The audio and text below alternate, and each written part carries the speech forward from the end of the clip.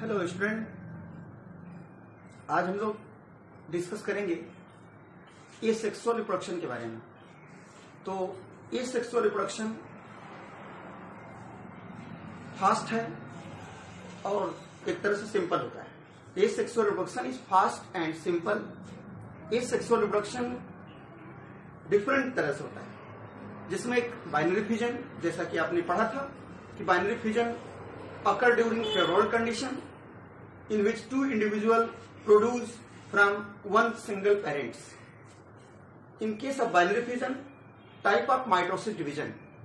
Binary fusion simple, transverse, longitudinal and oblique.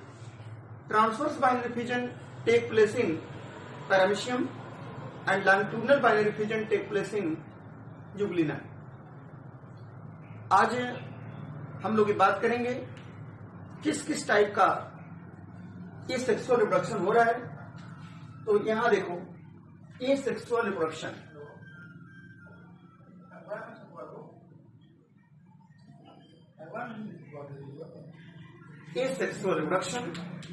तो asexual reproduction क्या बताया कि ये फास्ट है एंड सिंपल इसको बोला जाता है, यानी फास्ट और simple. Asexual reproduction, fast and simple, occur by following method.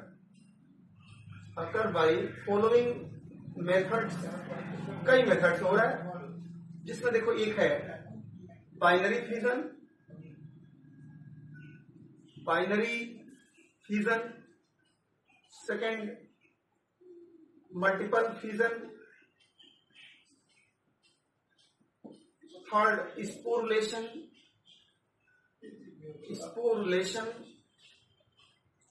Next encystment,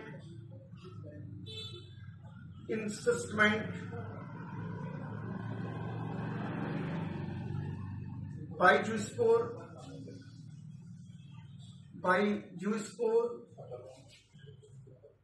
budding, regeneration,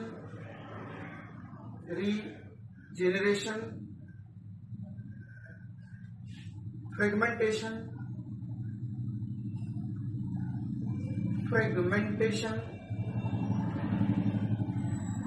और कुछ फंगस के अंदर बाइकोनिडिया द्वारा, इसमें कोनिडिया का फॉर्मेशन होता है।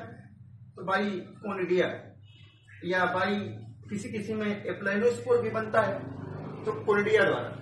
तो ये था एसेक्सुअल रिप्रोडक्शन का टाइप्स, जिसमें आप बाइनरी फ्यूजन देखो।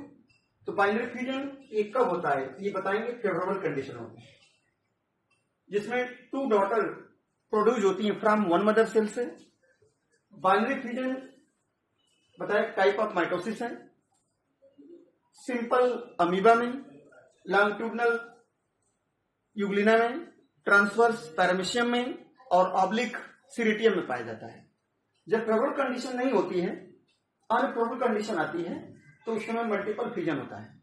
मल्टीपल फ्यूजन के केस में बहुत से नंबर में प्रोजनी बनते हैं। स्पोरुलेशन में स्पोर लाइक स्ट्रक्चर बनता है, जैसा कि पिछले वीडियो में इसको एक्सप्लेन किया था। Encystment, unfavourable condition, adverse condition आने पर ऑर्गेनिज्म अपने बॉडी के बाहर प्रोटेक्टिंग कवरिंग सिस्ट बना लेता है। तो सिस्ट के बनने के प्रोसेस को इंसिस्टमेंट कहते हैं। इंसिस्टमेंट यूजफुल होता है केवल सर्वाइवल ड्यूरिंग एडवर्स कंडीशन या अनफेवरेबल कंडीशन, मतलब अनफेवरेबल कंडीशन आने पर ऑर्गेनिज्म को सर्वाइव करने के लिए इंसिस्टमेंट आता है। अब जैसे बाइजूस्पोर, अब ये जूस्पोर क्या है? तो जूस्पोर मोटाइल फ्लैजिलेटेड गैमेट बनेंगे, मोटाइल फ्लैजिलेटेड एसेक्सुअल स्पोर बनेंगे, motile flagellated asexual spore produce during favourable condition in each zoosporangium. तो जूस्पोर क्या है? तो आज इसके बारे में बात करूं कि जो जूस्पोर है, जूस्पोर तो इसको बोलेंगे ये जूस्पोर मोटाइल होगा, फ्लैजिलेटेड होगा, मोटाइल फ्लैजिलेटेड,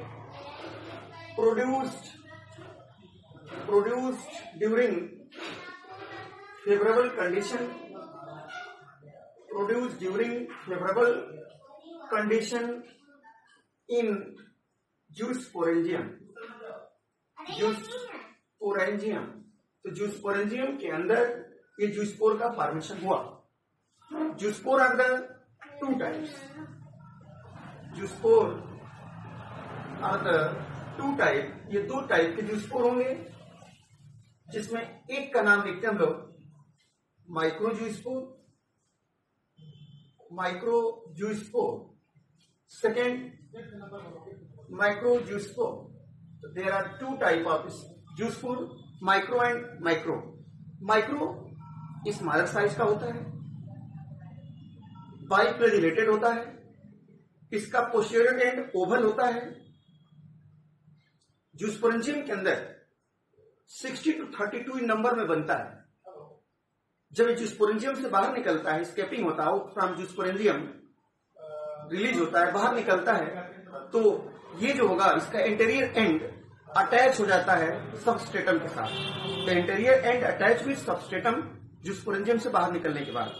तो यहाँ पर एक पॉइंट है कि इसको हम लोग कह सकते हैं कि ये स्मॉलर इन साइज, मतलब साइज में छोटा होगा, smaller in size, posterior and is Oval, posterior and is Oval होगा, और इसका number 13, 16 to 32 in number, 32 in number में इसका फॉर्मेशन होगा। और बाइफ्लैजिलेटेड इसको कहेंगे, बाइफ्लैजिलेटेड, और इसका interior end attached, interior end attached with substratum, interior end attached with substratum after escaping out from zoosporangium. जैसे मान लो ये जूस्पोरेंजियम है, इसके अंदर मोटाइल बाइफ्लैजिलेटेड इस तरह से जूस्पोर बने, और जब ये रिलीज हुआ, रप्चर हुआ, इससे जूस्पोर बाहर है।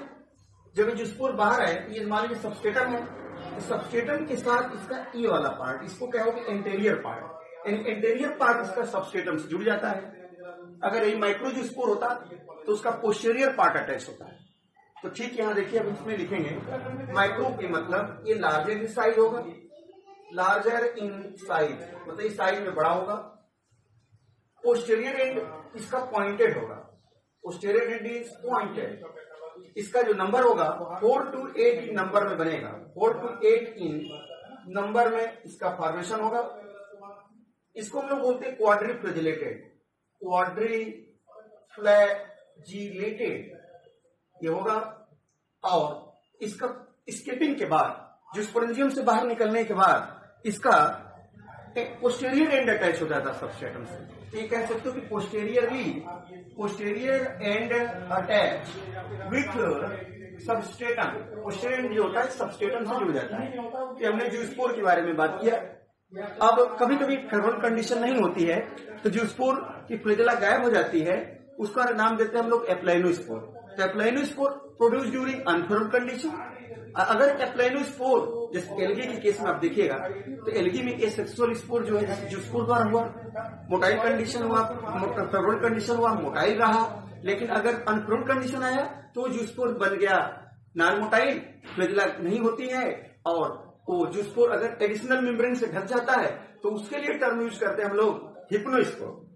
अगर एप्लाइनोस्पोर स्फेरिकल हो गया, बाहर से ठीक वॉल से ढक गया तो उसका नाम देते हैं एकाइनेट। और अगर बहुत ज्यादा ड्राई कंडीशन हो गई तो एक्सट्रीम ड्राई कंडीशन में उसकी जो सेल वॉल होगी ये सीक्रेट करेगी म्यूसिलेजिनस को, और उसके अंदर बहुत से जूस्पोर बनेंगे। अब फेवरेबल कंडीशन आने के बाद वो जूस्पोर बाहर निकल जाएंगे और ये नया मतलब इंडिविजुअल बना लेगा। तो इसका मतलब कि एल्गी के अंदर एसेक्सुअल स्पोर जूस्पोर द्वारा हुआ, एप्लाइनोस्पोर द्वारा हुआ, हिप्नोस्पोर द्वारा हुआ, एकाइनेट द्वारा हुआ, पाल्मेला स्टेज द्वारा हुआ। उसके बाद आता है कोनिडिया। तो अगर कोनिडिया की बात किया जाए तो कोनिडिया का फॉर्मेशन कब होता है? यही अनफेवरेबल कंडीशन में होता है। जैसे आप लोग ये देखेंगे इस तरह से जो एस्परजिलस होता है, इसके बॉडी के ठीक ऊपर यहाँ पे नॉन मोटाइल, इस तरह से नॉन मोटाइल ओवल या राउंडेड चेन की तरह अरेंज स्ट्रक्चर होता है। इसको हम लोग कोनिडिया नाम देते हैं। तो कोनिडिया कब बनता है? बता सकते हो कि conidia produce during adverse condition. Conidia एक प्रकार का नॉन मोटाइल स्ट्रक्चर होता है। कोनिडिया अगर बॉडी के बाहर बन रहा है, इसको कहते हैं हम लोग एक्सोजीनियस के नाम से जाना जाता है। और अगर ये कोनिडिया बॉडी के अंदर बना तो इसका नाम दिया जाता है इंडोजीनियस। तो एक टर्म यूज करते हैं यहाँ पर इंडोजीनियस, और यहाँ पर टर्म यूज करेंगे क्या? एक्सोजीनियस। तो कोनिडिया इसका एग्जाम्पल क्या होगा? पेनिसिलियम के अंदर होता है। तो पेनिसिलियम के अंदर ये कंडीशन पाई गई। अब आता है यहाँ बडिंग।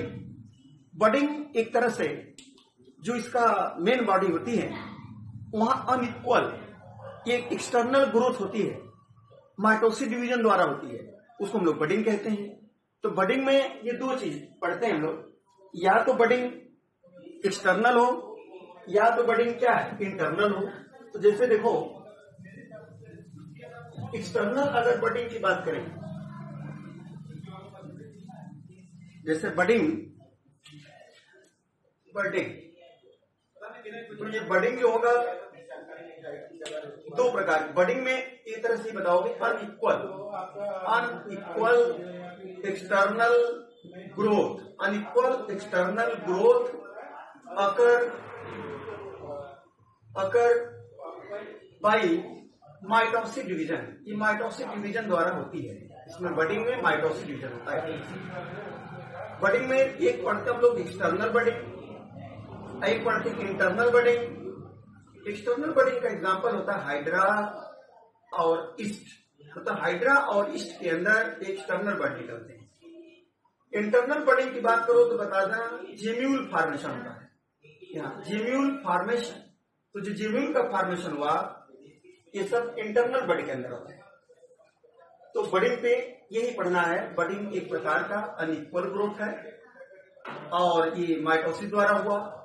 एक्सटर्नल हाइड्रा में और ईस्ट में पाया गया। इंटरनल में जेम्यूल का फॉर्मेशन होता है और जेम्यूल एक प्रकार का येलो कलर का स्फेरिकल स्ट्रक्चर होता है। तो जेम्यूल के बारे में हम बात करते हैं, ये जेम्यूल कैसे बना। तो जेम्यूल का फॉर्मेशन जो है जेम्यूल, अब यहाँ पे इसको बोलेंगे asexual internal bud produced during adverse condition. पूछा जाए किसमें पाया गया तो बताएंगे ये produce during adverse condition produced by, cell का नाम होगा आर्कियोसाइट। तो ये आर्कियोसाइट सेल के द्वारा इसका फॉर्मेशन होता है। माने आर्कियोसाइट सेल से ये जेम्यूल का फॉर्मेशन होता है। तो जेम्यूल को हम लोग एसेक्सुअल रिप्रोड्यूसिंग बड कहते हैं, इंटरनल बड होता है। और पाया किसमें जाता है तो फ्रेश वाटर ये स्पंज के अंदर मिलता है। तो फ्रेश वाटर स्पंज का नाम अगर पूछा जाए ये कौन होगा? याद रखना, इसको कहेंगे स्पॉन्जिला। मतलब स्पॉन्जिला को फ्रेश वाटर स्पंज कहा जाता है। तो बताइए भाई, ये बडिंग अनइक्वल हुआ, एक्सटर्नल ग्रोथ हुआ, माइटोसिस डिवीजन द्वारा बना। एक्सटर्नल बडिंग हाइड्राइस्ट में पाया गया, इंटरनल बडिंग जेम्यूल बना। तो जेम्यूल भी एसेक्सुअल इंटरनल बड होगा। एडवर्स कंडीशन में बनता है जब फेवरेबल कंडीशन नहीं आती है। ये नीट में पूछा जाता है क्वेश्चन कि जेम्यूल को बनाने वाली सेल का नाम आर्कियोसाइट सेल कहा जाता है। और ये आर्कियोसाइट सेल को एक तरह से टोटिपोटेंट सेल के नाम से जाना जाता है। जो सिंगल सेल होल बॉडी बनाने का काम करती है उसको हम लोग टोटिपोटेंट सेल के नाम से जानते हैं। अब इसके बाद एक टर्म हम पढ़ेंगे रीजनरेशन के बारे में। रीजनरेशन, तो जो रीजनरेशन होता है उसमें क्या होता है कि कोई एक बॉडी का पार्ट डिवाइड करता है, कट जाता है, तो कटे हुए पार्ट का फिर से ग्रो कर जाना, फॉर्मेशन हो जाना, तो उसको हम लोग रीजनरेशन कहते हैं। पूछे कि सबसे ज्यादा रीजनरेशन किस एनिमल में होता है, तो बता देना प्लेनेरिया में। प्लेनेरिया के अंदर रीजनरेशन का पावर सबसे ज्यादा होता है। और फाइलम अगर पूछा जाए कि किस फाइलम में सबसे ज्यादा, तो सिलेंट्रेटा में। और एनिमल में किस में ज्यादा, तो आप बता देना प्लेनेरिया में। रीजेनरेशन, तो यहाँ टर्म है रीजेनरेशन, यानी कटिंग पार्ट का फिर से आना, माने रिपेयरिंग ऑफ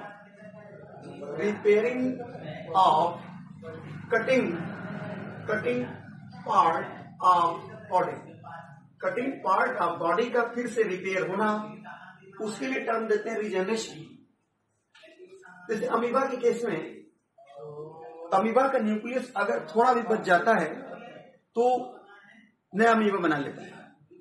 तो रीजनरेशन अगर पूछे मैक्सिमम किस एनिमल में पाया गया, मैक्सिमम, तो बताएंगे प्लेनेरिया के अंदर, ये प्लेटीहेलमिंथेस फाइलम का एनिमल होगा, इसके अंदर रीजनरेशन सबसे ज्यादा पाया जाता है। तो मतलब मैक्सिमम रीजनरेशन किसमें पाया गया, प्लेनेरिया के अंदर पाया गया।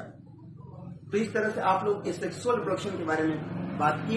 एनसीईआरटी पॉइंट ऑफ व्यू से बस इतना ही पढ़ना, जूट स्पोर किसमें बनता है, तो एल्गी वगैरह में बनता है, कुछ फंगस वगैरह में भी बनते हैं, और एप्लाइनोस्पोर एल्गी में बनते हैं, कोनिडिया एस्परजिलस में बनता है, जेम्यूल स्पंज में बनता है, बडिंग हाइड्रा इसमें होता है। और यहाँ पर एक और रीजनरेशन, तो ग्रेट सबसे ज्यादा रीजनरेशन प्लेनेरिया में पढ़ा। उसके बाद बात करेंगे वेजिटेटिव प्रोपगेशन। तो वेजिटेटिव प्रोपगेशन एक प्रकार का एसेक्सुअल रिप्रोडक्शन होता है प्लांट में। जब प्लांट का कोई भी पार्ट को कट कर देते हैं, वो प्लांट फिर एग्जैक्ट उसी तरह का फिर ग्रो करके बना लेता है, और उस तरह से वो नया फिर प्लांट बना लेता है। तो उसके लिए टर्म हम लोग देते हैं वेजिटेटिव प्रोपगेशन। तो वेजिटेटिव प्रोपगेशन एक टाइप ऑफ एसेक्सुअल रिप्रोडक्शन। अब उसके अंदर ट्यूबर, ऑफसेट, स्टोलन, रनर और रनर, इसके बाद सकर, बल्ब हो गया, ऑफसेट हो गया। इस तरह से मतलब ये एक एग्जाम्पल इनका हम लोग को पढ़ना है नीट में। ये बहुत इंपॉर्टेंट पॉइंट है कि इनके एक क्वेश्चन के यहाँ से श्योर है, पक्का है, ये 8-9 पॉइंट है, इनका एग्जाम्पल आता है कि कौन रनर है, तो कौन सकर है, कौन राइजोम है। ठीक है, तो इसके बारे में डिटेल अगले क्लास में हम लोग बताएंगे।